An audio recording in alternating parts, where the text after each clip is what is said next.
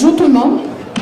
Bienvenue à ce deuxième atelier de la matinée, qui est l'atelier 3 sur le statut de la religion dans le système scolaire au Québec. Vous savez que le cours ECR est enseigné au primaire, au secondaire. Il a été installé au lieu d'un cours qui était au départ prévu comme étant un cours de philosophie destiné en éducation. Alors, le comité des affaires religieuses du ministère de l'Éducation a, avec le collaborateur qui était un prof de philo de l'UQAM, M. Leroux, fait pencher la balance pour que ça devienne un cours d'études et culture religieuse.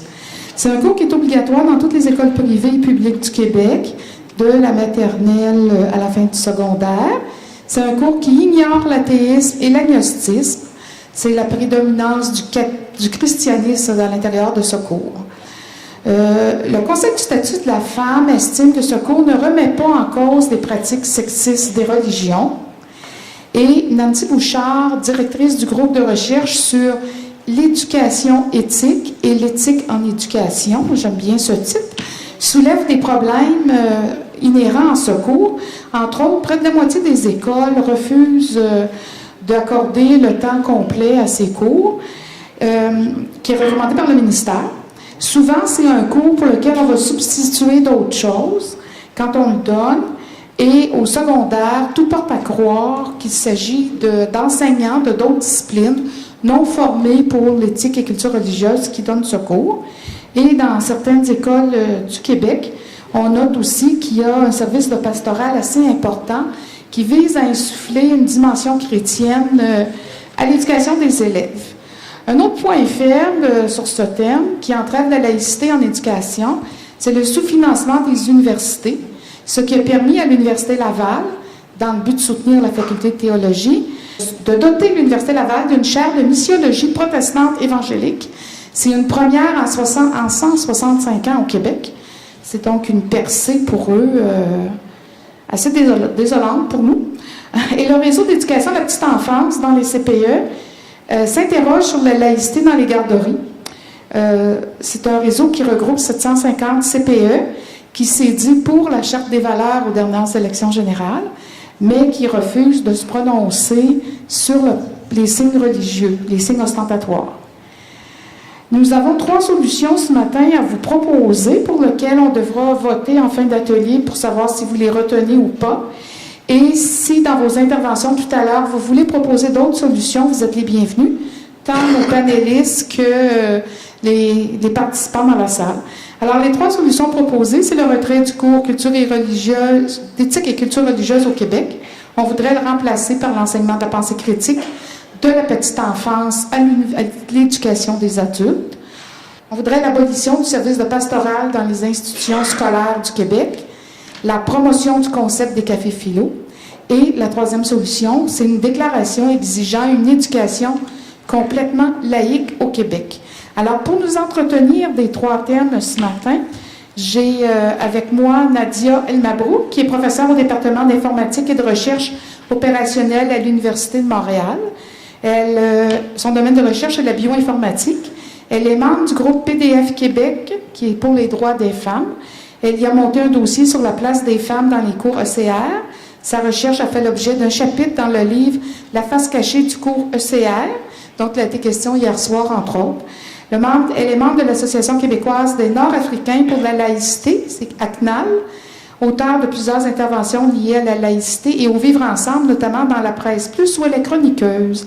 Suivra ensuite M. Claude Simard, qui est retraité de l'enseignement depuis 2011, après avoir poursuivi une carrière de professeur pendant une trentaine d'années à l'Université Laval dans le domaine de la dialectique du français et de la formation des enseignants.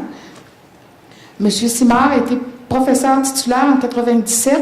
Il a exercé diverses fonctions, dont celle de doyen à la Faculté des sciences d'éducation de 2002 à 2006. De 1998 à 2007, il a occupé le poste de vice-président de l'Association internationale pour la recherche en didactique du français. Durant sa carrière universitaire, il a publié plusieurs livres et articles portant sur l'enseignement du français au primaire et au secondaire. Il est engagé dans les débats de la cité. Il a écrit pour diverses tribunes de nombreux textes portant sur la laïcité et les religions, dont l'islam. En 2015, il a fait paraître aux éditions Nord-Sud un essai critique intitulé L'islam dévoilé. Madame Annie-Ève Collin nous prendra la parole. Elle est philosophe féministe, membre du groupe PDF Québec. Elle a participé au colloque sur l'islamophobie, édition Nord-Sud, contribue à discernement.net et Juste Six, qui est un webzine. Et après ces 3 présentations, j'inviterai quelqu'un qui est spécialiste des cours de philosophie pour enfants à venir nous faire une courte présentation par la suite. Nos panélistes ont 10 minutes d'intervention chacune. Je leur signalerai lorsqu'il leur restera 2 minutes, puis 30 secondes, pour qu'on tente de respecter notre temps. Alors, madame, j'invite Nadia El-Mabrouk sur le cours d'éthique et culture religieuse au primaire et au secondaire.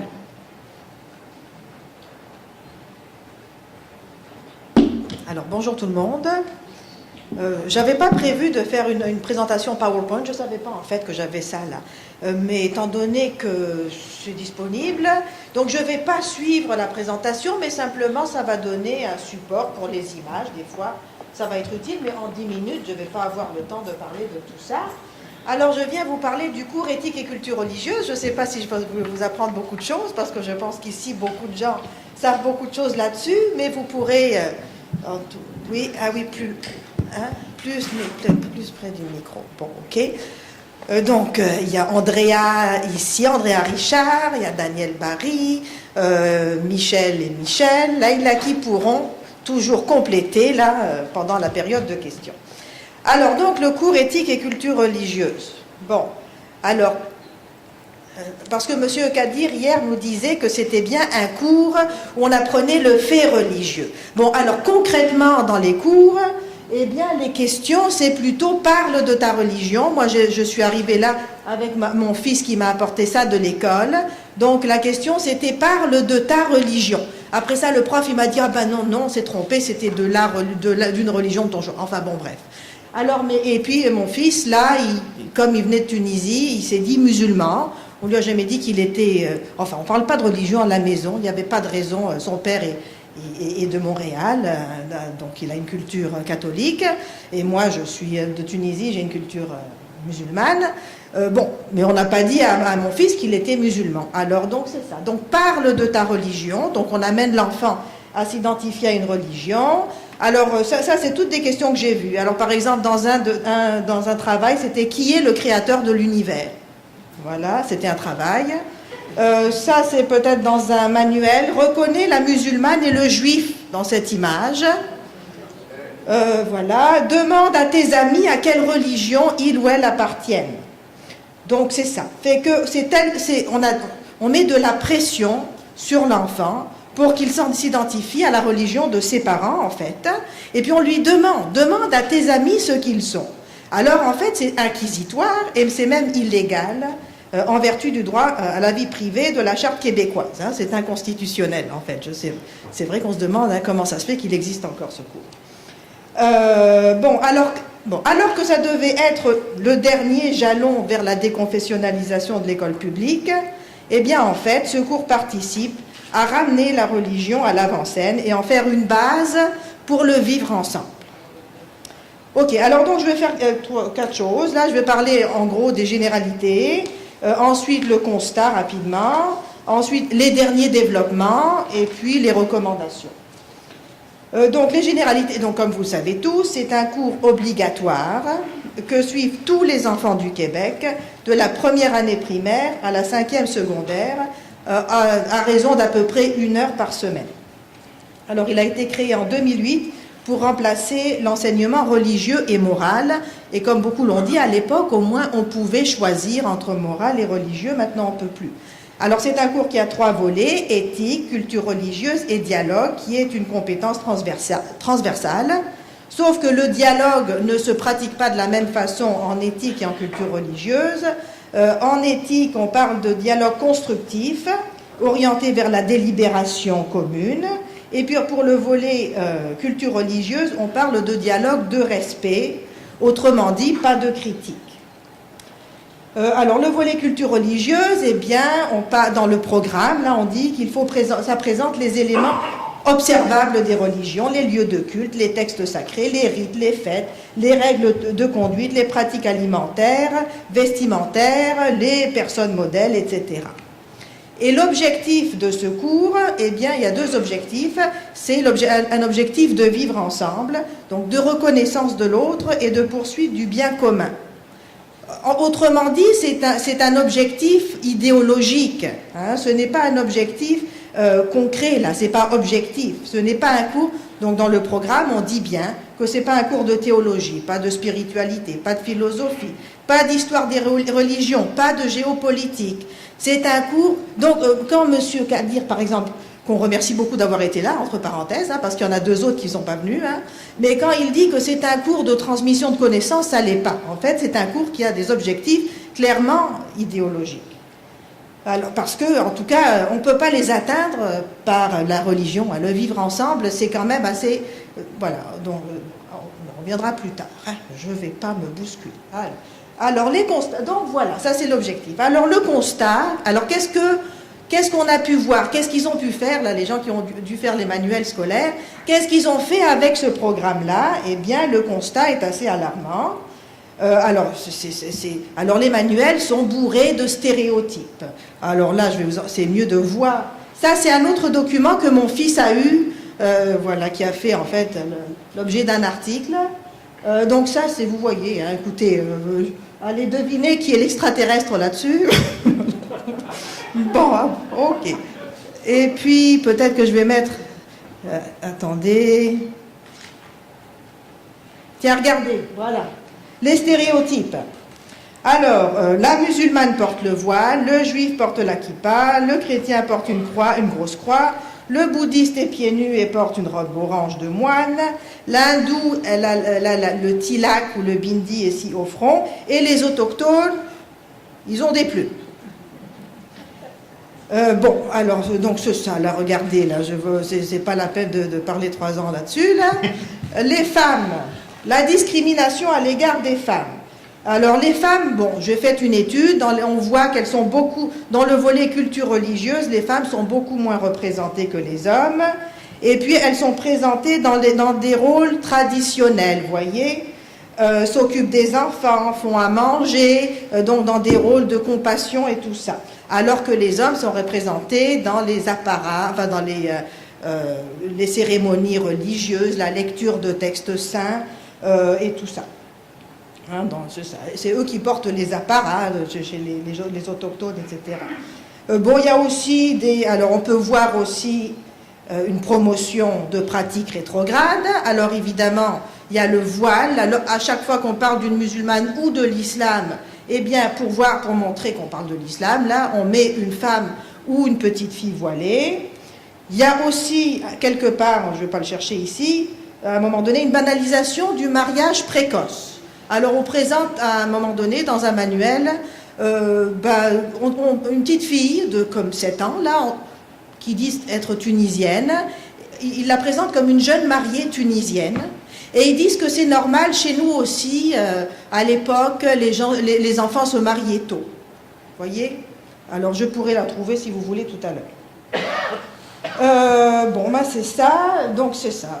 Et puis il n'y a aucune remise en question. Donc on vous présente ça comme ça, et sans remise en question. Hein, on ne dit pas est-ce que, enfin on ne veut pas réfléchir sur la place des femmes, aucune contextualisation avec la marche historique des femmes vers l'égalité, vers une sexualité égalitaire. C'est comme ça. Observe et dis-nous qui est qui. Alors il y a une grande pression sur l'enfant hein, dans ce cours-là. Bon, alors il y a une grande pression sur l'enfant. Je ne vais pas tout lire. Hein. C'est ça. Donc on fait la promotion d'une identité religieuse. Je le vois bien avec mon fils. Au début, ils sont tous copains, puis après ça, y a Talel qui fait le ramadan, il y a machin, il y a Sabrina qui dit qu'elle va porter le voile. En fait, et puis c'est beaucoup les musulmans qui sont visibles là-dedans, hein, parce que c'est eux qui ont le plus de choses à dire. Et puis le petit dont la famille ne parle pas de religion, eh bien, il est discriminé là-dedans. On ne le voit pas. Donc, je vais passer tout ça. Et puis, l'absence, donc, un autre grand point manquant, c'est l'absence d'esprit critique. Alors on peut peut-être dire que c'est le seul programme de l'école publique qui ne valorise pas l'esprit critique. C'est quand même quelque chose. Bon alors, qu'est-ce qui s'est passé depuis là? Alors je vais vous rappeler rapidement là ce qui s'est passé. Alors la dernière fois qu'on a entendu officiellement parler du cours, c'était à l'automne 2016, à l'Assemblée nationale. Alors c'était à la suite du dépôt de l'avis du Conseil du statut de la femme, qui expliquait que le cours véhicule le sexisme des religions. Et puis, sous l'initiative de Andrea Richard et du MLQ, du mouvement humaniste aussi, on a déposé une pétition citoyenne qui a été discutée. Voilà. Et alors, donc, à la suite de ça, à l'Assemblée nationale, le ministre nous avait avait dit qu'il était pour revoir le cours.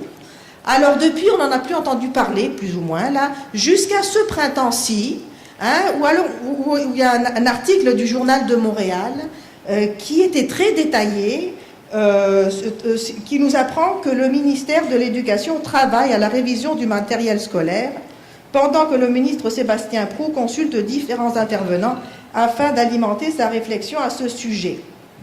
Alors, c'est ça. Donc, c'est ça. Alors, on apprend qu'il travaille là-dessus. Et donc, on a beaucoup de gens, de promoteurs du programme et tout ça, qui s'expriment. Et même... Bon, excusez, je suis là. Une minute. Soyez gentil. Une minute. Alors, écoute, là, c'est ça. Et donc, il y a beaucoup de gens qui nous donnent raison là-dedans. Alors, Lise nous a parlé de Nancy Bouchard, qui dit qu'il faut une meilleure... Il y a plein de gens qui disent qu'on a raison. Alors, Nancy Bouchard qui plaide pour une meilleure formation des professeurs. Louis Rousseau, qui déplore que des ouvrages présentent des représentations simplistes, presque caricaturales des religions à travers leurs symboles. Il y a même Georges Leroux qui dit qu'il faut faire plus de place aux non-croyants, mais dans le respect des religions, on ne sait pas trop ce que ça veut dire.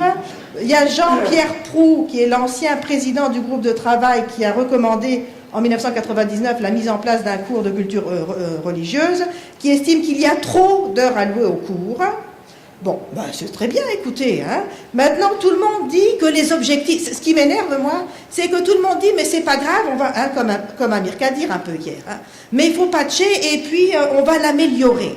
Bon, mais c'est pas un cours, comme lui a répondu Daniel hier, on peut pas l'améliorer. C'est les objectifs mêmes. C'est ça qui font la promotion de l'identité religieuse de l'enfant et qui base le vivre ensemble sur la religion.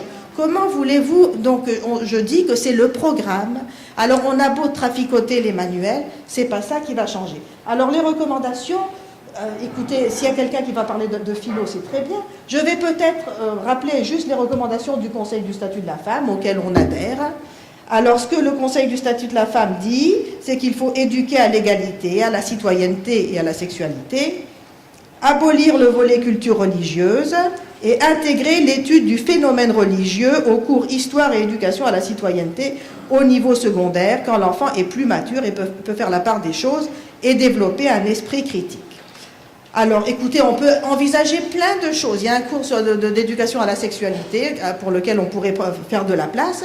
Si on ne met pas à l'intérieur une autre idéologie dont j'ai parlé dans certains articles, d'accord ? Et il y a la philosophie pour enfants. Il y a madame hier qui disait qu'il fallait mettre plus de maths, plus de bio, plus de géo. Tout ça, c'est pas difficile de savoir quoi faire si on enlève ce cours. Alors voilà.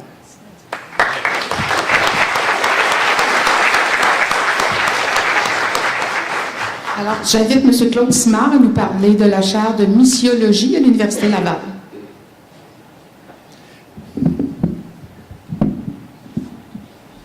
Oui, c'est ça. Enlevez-moi le voile, s'il vous plaît. Merci. Alors, les organisateurs ont donné à mon exposé un titre assez précis, la chaire de missiologie à l'Université Laval. J'aimerais examiner la question de la laïcité d'une façon plus générale. Et le titre que je donne à mon exposé, c'est la laïcité à l'Université Laval. C'est-à-dire que nous allons prendre la question d'un point de vue beaucoup plus général. Et j'aborderai bien sûr la question de cette chaire de missiologie dans la dernière partie de mon exposé. Alors, avant de parler de laïcité, je voudrais vous donner quelques informations sur l'Université Laval.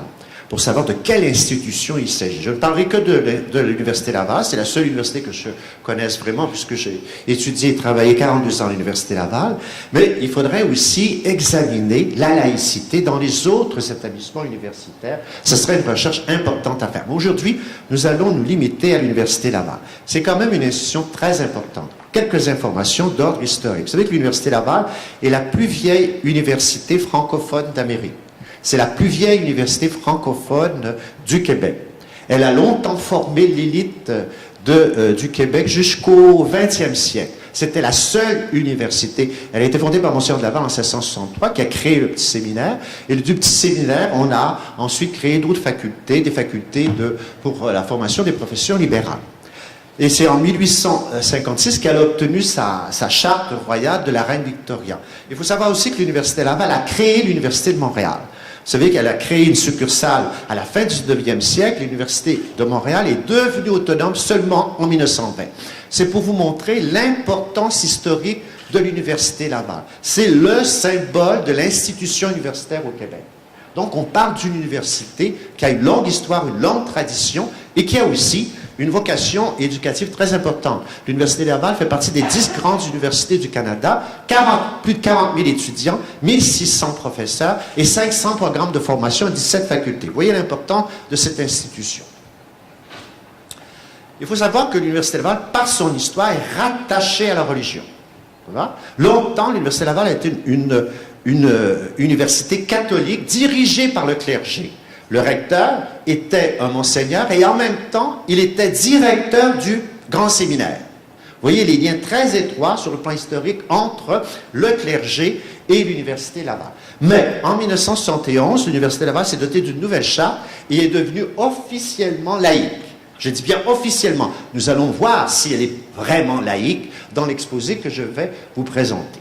Alors, pour aborder la laïcité à l'université, il faut établir un principe clair et net.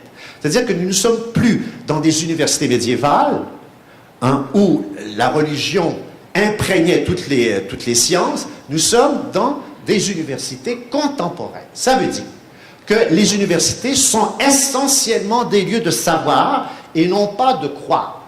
Que l'université est fondée sur la recherche scientifique, la production de connaissances à partir du rationalisme et du doute systématique. On est très très loin de la religion qui est essentiellement doctrinaire et qui demande un acte de foi, de croyance aveugle. Ça veut dire qu'à l'université, voilà le principe que j'établis pour examiner la laïcité à l'Université Laval, il ne peut y avoir de mesures propres à favoriser des croyances et des pratiques religieuses au sein même de l'institution universitaire. C'est une laïcité donc vraiment nette et claire qui doit être vraiment appliquée si on veut que l'université se définisse en fonction du rationalisme sur lequel elle est fondée. Ce n'est pas le cas à l'Université Laval. Et je suis sûr que ce n'est pas le cas non plus dans d'autres universités. Pourquoi? Parce que l'Université Laval, encore de nos jours, même si elle se déclare officiellement laïque, fait de multiples entorses au principe de la laïcité tel que je l'ai établi tout à l'heure. Ça va? Alors, d'un point de vue général, et j'examinerai par la suite la faculté de théologie et de sciences religieuses, et ça m'amènera justement à regarder la chaire de missiologie évangélique. Alors, d'un point de vue général, si vous regardez l'institution générale, il y a beaucoup de mesures qui sont prises à l'Université Laval pour favoriser la croyance religieuse au sein même de notre institution. Par exemple, il existe un bureau de la spiritualité. Vous savez, un bureau de la pastorale. Et il y a une personne qui est engagée pour animer ce bureau-là. En 2018, on offre aux croyants des lieux de culte, c'est-à-dire qu'on peut dire la messe à l'Université Laval. On peut entendre l'imam prêcher à l'Université Laval. Il y a des évangélistes qui font des prêches à l'Université Laval. Et ces locaux-là sont fournis par l'institution. Il y a plus de 10 associations religieuses à l'Université Laval, reconnues officiellement, avec des droits. C'est-à-dire qu'on leur donne des locaux, on leur donne la possibilité de créer un site, on leur donne la possibilité de mener des activités de promotion de leur profession. Vous voyez? Imaginez, on a des évangélistes, on a des catholiques, on a des juifs, on a des musulmans, etc. 10 associations religieuses. Qu'est-ce que ça vient faire à l'université, voulez-vous me le dire? Et le comble, c'est que dans la charte dite laïque, il y a une clause qui indique que pour la faculté de théologie, les contenus et les engagements doivent être supervisés par l'archevêque de Québec. De nos jours, c'est dans la charte de l'université. Alors, vous voyez que la laïcité telle que je la définis pour l'université, c'est-à-dire une nette différenciation entre la foi et le savoir, et vraiment la mise en évidence de la rationalité et du doute systématique, n'est pas vraiment appliquée de façon systématique à l'université Laval.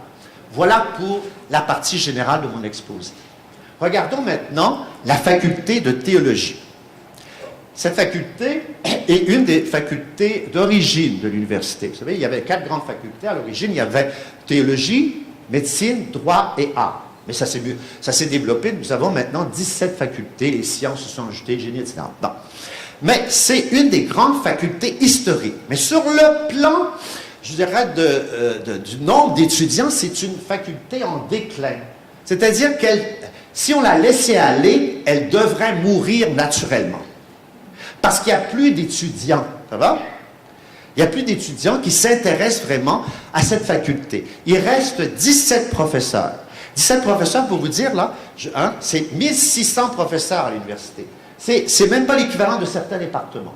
Moi, j'étais dans un département où il y avait 50 professeurs. Vous voyez? Un département. Et eux, ils sont 17. Très petites facultés, avec un nombre de plus en plus réduit d'étudiants. C'est une faculté qui, historiquement, est importante. Ça va? C'était une faculté où on formait les prêtres au Québec sur le plan doctrinal. Notamment, c'était une faculté reconnue pour sa philosophie thomiste. Mais avec le temps, bien sûr que la faculté s'est modernisée. Et de faculté de théologie, en 1996, elle est devenue faculté de théologie et de sciences religieuses. C'est-à-dire que les sciences religieuses, comme l'anthropologie, l'histoire, la sociologie, pourraient être convoquées pour étudier le phénomène religieux. Mais quand on regarde les chaires qui ont été créées à la faculté de théologie, on voit que la perspective est encore essentiellement religieuse, essentiellement ecclésiastique. Alors, je vous parle maintenant des chaires qui ont été créées à la faculté de théologie. C'est un grand déshonneur d'avoir accepté la création de ce genre de chaires à l'université.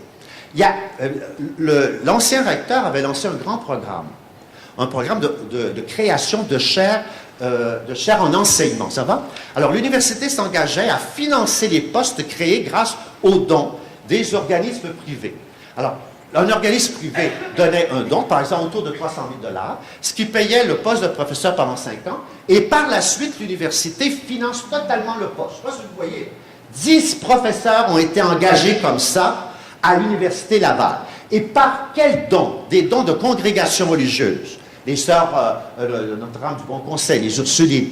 Il y a aussi 3 chaires qui ont été financées par le Grand Séminaire de Québec. Le Grand Séminaire de Québec a subventionné 3 chaires. Il faut voir les titres de ces chaires-là. On a l'impression d'être au Moyen-Âge. Ecclésiologie. Hein? Ecclésiologie, c'est l'étude de la gouvernance des religions. Ça va? Je donne d'autres titres de chaires. Alors, théologie sacramentaire et liturgie. Et vous me dire, qu'est-ce que ça vient faire à l'université, ça? Théologie spirituelle et spiritualité. Missiologie protestante, j'en parle tout à l'heure. Interculturalité et spiritualité. Pastorale et éthique sociale.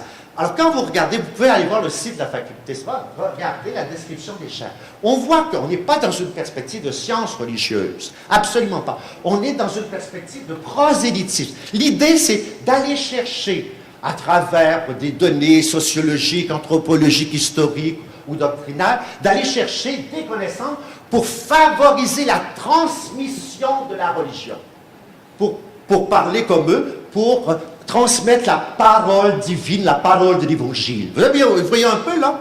Donc, on est vraiment dans du prosélytisme pur avec cette chaire-là. On n'est pas dans le domaine scientifique. On pourrait étudier le phénomène religieux d'un point de vue scientifique, ça va, mais ce n'est pas ces chaires-là qui vont... Alors, la pire chaire, c'est la chaire de missiologie évangélique.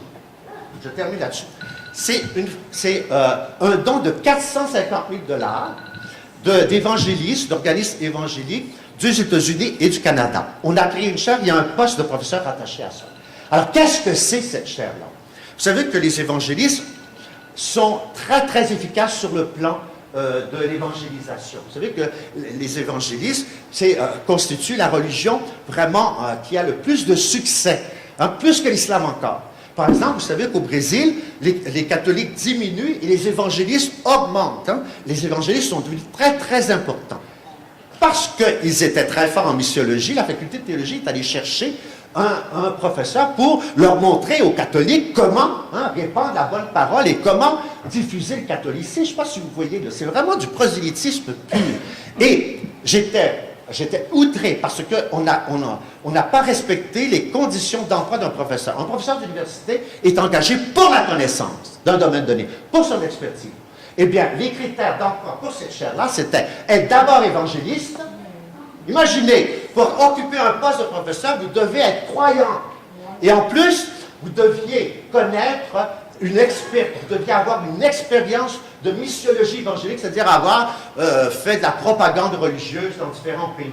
C'est ça les deux critères d'engagement d'un prof à l'université. Je me suis fâché, vous voyez un peu comme je suis, des fois Alors, j'ai dénoncé ça à la faculté, ça va? J'ai écrit un article dans Le Devoir, il y a eu tout un dossier là-dessus. J'ai appelé le syndicat. Savez-vous ce que le syndicat m'a dit?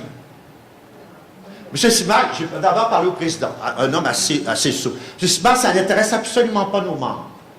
La question de la laïcité, ça les indiffère. Donc, on ne pourrait pas même soulever un débat autour de cette question auprès des professeurs. Okay? Et je suis revenu à la charge, et c'est le vice-président qui m'a parlé. Il dit, mêlez-vous de vos affaires, monsieur. Ça ne vous concerne pas. Les unités sont souveraines et c'est les unités qui déterminent les critères d'embauche. Alors, c'est la réaction que j'ai eue du syndicat, de mon syndicat. Il faut vous dire aussi que les entorses dont j'ai parlé, vous savez, le bureau de pastoral, etc., les associations religieuses, nous les avions dénoncées à la laïcité citoyenne de la capitale. Nous avions envoyé une lettre au recteur, au conseil d'administration, et nous avons écrit 2 textes, un dans Le Soleil et un dans Huffington Post. Nous n'avons jamais reçu d'accusé de réception de la part des autorités. C'est comme si nous n'existions pas. Nous voulions soulever le problème de la laïcité, et bien la direction de l'université ne nous a pas entendus, absolument pas, et le syndicat me dit de me mêler de mes affaires. Et je n'exagère pas. Vous voyez que c'est une laïcité de surface. Ce n'est pas vraiment une laïcité vraiment endossée, une laïcité engagée, une laïcité affirmée, c'est-à-dire une nette distinction entre le savoir et le pouvoir. On est encore à genoux devant les religions. Il faut donc réagir et dire aux universitaires, faites votre travail. S'il y a des gens qui doivent appliquer la laïcité, c'est bien vous, messieurs les universitaires, si vous croyez vraiment que le savoir ne vient pas de fadaise de la religion, vous savez, de savoir que Marie est devenue enceinte par l'opération du Saint-Esprit, ou que Mahomet s'est promené sur un cheval blanc, puis est allé de la Mecque à Jérusalem, puis est monté au 7e siècle. On n'est pas dans les contes de fées. Quand on crée du savoir, on est dans la rationalité. Et la religion n'a pas sa place en tant que système de croyance ensemble, que système doctrinaire à l'université. Mais on est loin de ça. Merci.